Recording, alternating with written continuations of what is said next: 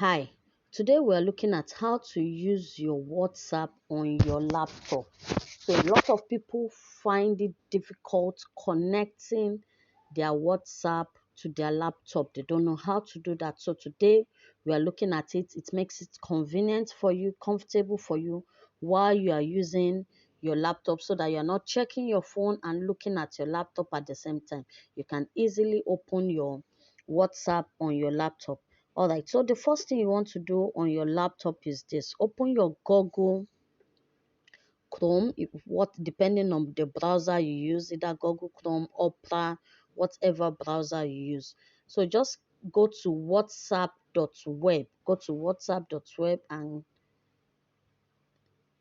so what you want to do is you want to go to your whatsapp.web and click on your browser. So on our phone, here's what you come to. You come to your WhatsApp.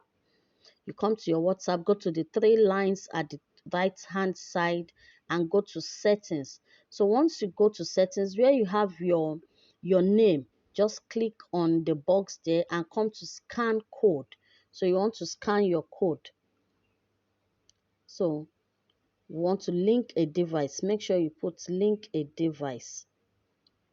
So you see, you put the code, it has scanned it, and that is all. So once that is done, once it has scanned, you wait for it to come up on your you wait for your system to come up so that you can see it. Yes.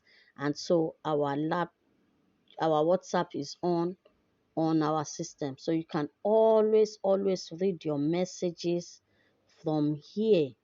You can read your messages from here. This is your laptop. You can read your messages from here. So this is it. You want to read your messages. You want to do whatever it is you're doing here on your system. So you can search for messages. So there's no need for you carrying your phone at the same time using your laptop. You can just go through this channel. It is very easy. It is very easy. So this is it.